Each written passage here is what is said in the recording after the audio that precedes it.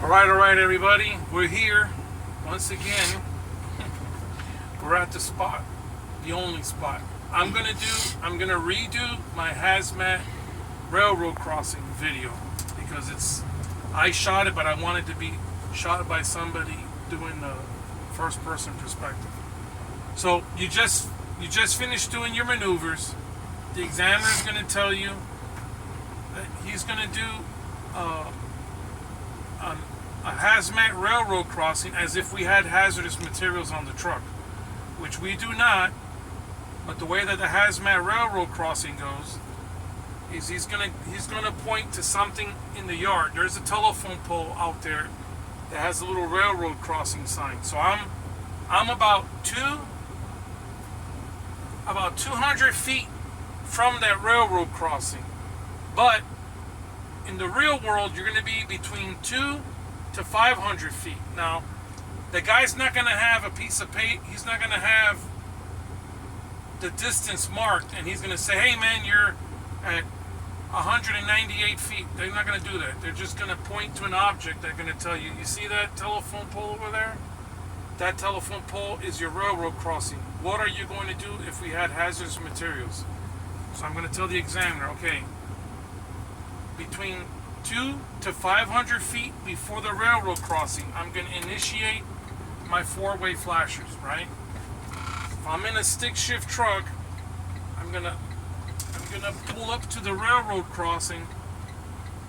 And I'm not allowed to shift gears while I'm crossing the railroad crossing. If you're in an automatic, you just pull up to the railroad crossing, you stop, and then you make sure you're clear and you pull across. So I'm in a stick shift truck.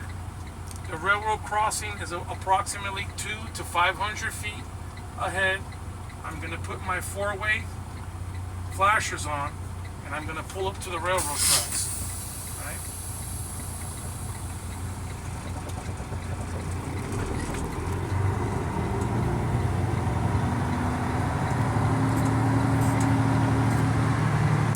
You see that the little railroad sign on that telephone pole? That's my railroad crossing. So what am I going to do? I have to stop anywhere between 15 to 50 feet from the tracks. Remember, there's not a tape measure out there, and the guy's going to tell you, oh man, you stopped at 49 and a half feet. It's, your 50 feet is different than my 50 feet. So I'm going to stop 15 to 50 feet before the tracks. I'm going to roll down both of my windows.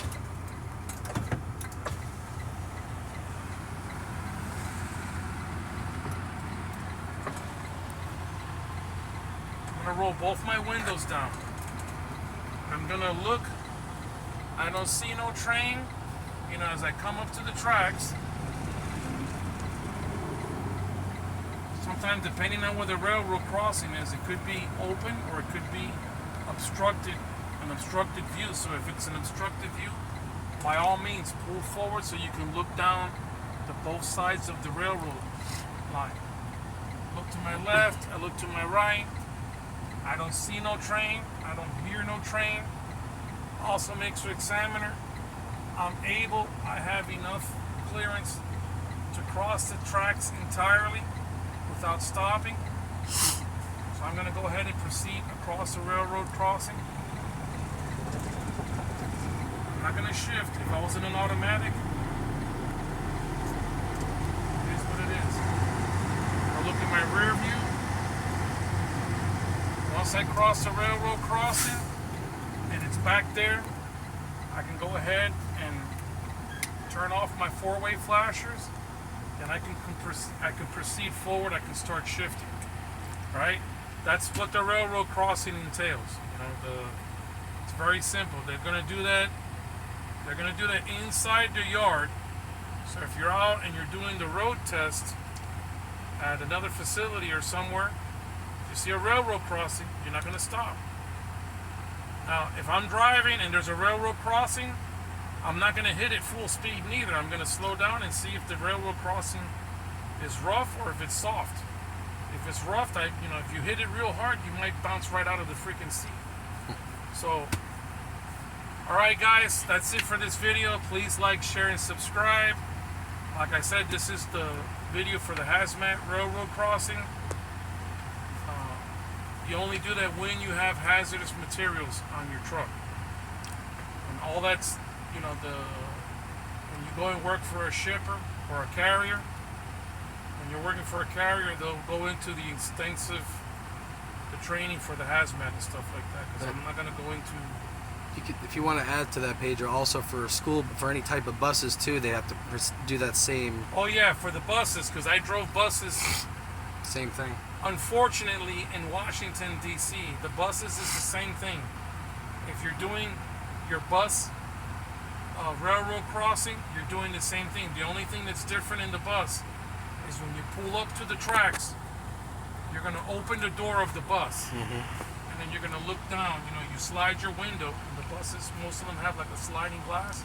You slide your glass, and then you open your door. And then you look down the tracks, because there is no window, but there is. You got to open the door, not the back door, just the front door. And then hopefully, like if you were in DC and you did that, you'd have some guy jump on the bus and not want to pay and run to the back. But that's besides the point. That happened to me all the time in DC. It was terrible. But if you're in the bus, railroad crossing is the same thing. Slide the window, same feet. 2 to 500 feet, 15 to 50. The only thing on the school bus, you're going to open the door because there is no window. All right, guys. Thanks again for watching the video. Watch the video, like the video, share the video. Thank you.